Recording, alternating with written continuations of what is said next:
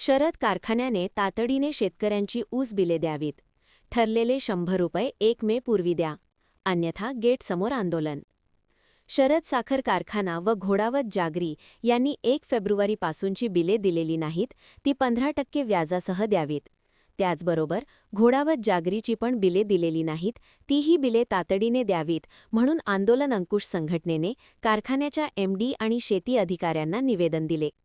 हंगामाच्या तोंडावर झालेल्या आंदोलनात ठरलेनुसार हंगाम संपल्यावर 100 रुपये देण्याचे कारखान्याने कबूल केले होते. ते 100 रुपये 1 मे पूर्वी द्या, नाहीतर गेटसमोर आंदोलन करण्याचा इशारा आज कारखान्याचे MD आणि शेती अधिकारी यांना दिला. शासनाला खोटी आकडेवारी देऊन शरद कारखान्याने फसवले. दर 15 दिवसांनी कोल्हापूर साखर सहसंचालक कार्यालयाला प्रत्येक साखर कारखान्याने ऊस बिलाची माहिती देणे बंधनकारक असते.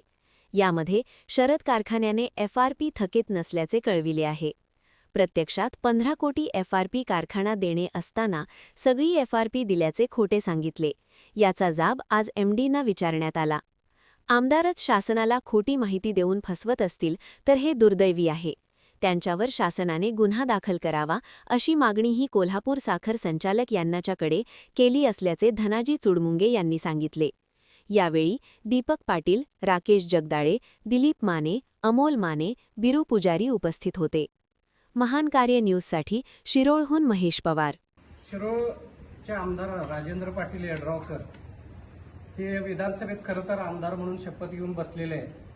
पण RJD कार्यालयात जे FRP रिपोर्ट जातोय त्या रिपोर्टमध्ये माझी काही थकबाकी नाही म्हणून या लोकांनी कळवलेलं आहे. खरं तर 1 फेब्रुवारीपासूनची 18 फेब्रुवारीपर्यंतची सगळी बिलं या कारखान्यानं गेल्या 15 दिवसामध्ये दिलेली नाही आणि मागचं 100 रुपये सुद्धा अजून या लोकांनी FRPच्या पुढचं 100 रुपये ते पण अजून द्यायची काही गोष्ट केलेली नाही.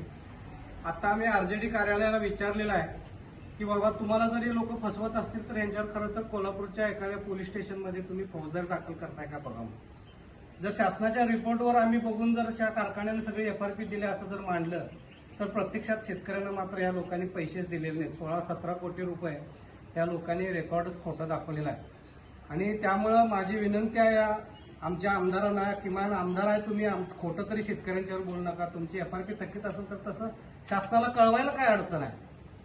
पण तुम्ही शासनाला कळवताय माझी काही थकीत FRP नाही, इकडे तर शेतकऱ्याला पैसे दिलेले नसतात. हे चुकीचं आहे आणि तुम्ही पदावर बसलेल्या व्यक्तींनी अशा पद्धतीनं लोकांना फसवू नये. आणि 1 मेच्या अगोदर या लोकांनी आमचं 100 रुपये मागचं जे ठरलेले आहेत ते द्यावेत आणि आता तटलेली FRP आजच्या आज या शेतकऱ्यांच्या खात्यावर व्याजासह द्यावी अशी आमची विनंती.